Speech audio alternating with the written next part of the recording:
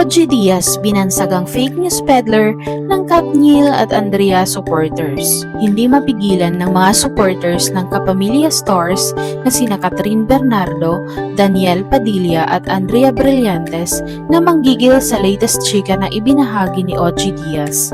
Kasalukuyang trending ngayon sa X, dating Twitter, ang talent manager matapos niyang ibalita sa kanyang showbiz update vlog na di umano'y si Andrea daw ang dahilan ng hiwalayan ng Katniel at palihim rin daw na nagkikita ang dalawa.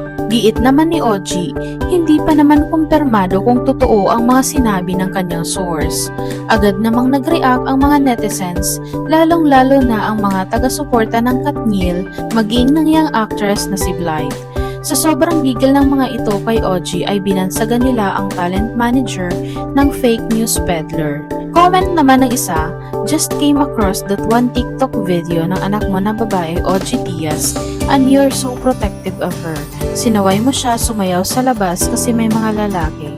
So why are you doing this to Andre and Cap? Why are you setting them up?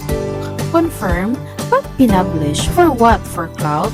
Diyos ko, magsama nga kayo ng baklang kanal na yan, napakatanga mag-isip. OG Diaz, fake news peddler, dagdag naman ng isa. Pumalag naman ang talent manager ukol sa mga ibinabato laban sa kanya. May naibalita lang kami na sinabi naman namin na di pa confirm at sana di totoo.